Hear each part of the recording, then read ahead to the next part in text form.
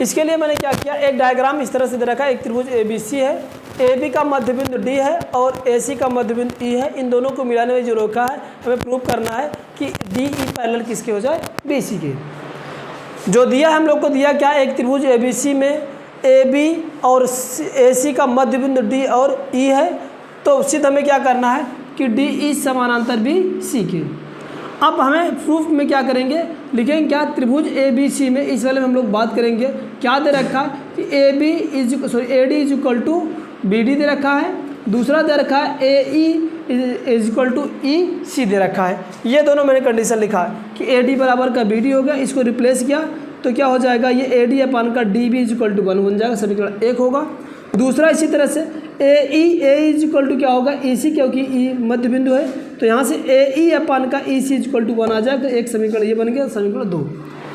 हाँ, अगर हम लोग BPT से करें, मतलब आज बेसिक प्रोपोर्शनलिटी थ्योरम से करें, तो ये इसका जो अनुपातिक भुजा यानी AD अपान का DB is equal to AE upon का EC होगा। और दोनों केस में ये दोनों वैल्यू बराबर है तो AD अपान का AD कर सकते हैं, AE अपान का AE कर सकते हैं, बराबर का 1 होगा। या तो समीकरण 1 और 2 से हम कह पाएंगे क्या, AD अपान का DB is equal to AE upon का EC। अगर यहाँ तक हम कर पाएँ या ऐसे कर, दोनों केस की वैल्यू एक ही बराबर है, हमारा इसके वैल्यू 1 आ जाएगा।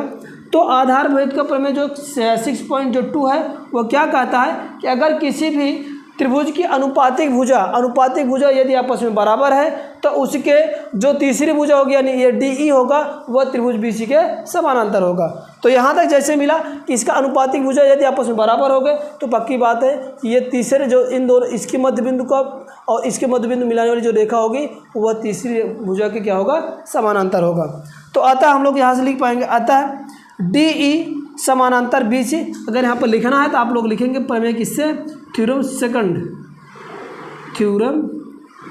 6.2 से, फ्रॉम द थ्योरम 6.2 से। नहीं तो ये आप पूरा प्रमेय ही लिख दीजिए, जो प्रमेय आपका कौन सा है, दूसरा है, जो भी हम लोग जस्ट बात किए उसको आपको लिखना है तो आप वहीं पर पीछे नीचे लिख दीजिए। क्या लिखेंगे कि यदि एक रेखा किसी त्रिभुज के 2 भुजाओं को एक ही अनुपात में विभाजित करे तो वह तीसरी भुजा की क्या होता है, समानांतर होता है। तो ये एक ही भुजा के अगर बराबर, मतलब कहने का मतलब सिंपल सी बात है, अगर इसको 2 बराबर ये वाला पार्ट और इसका रेशियो का वैल्यू अगर आपस में बराबर आ जाए, जो कि यहाँ पर आ रहा है,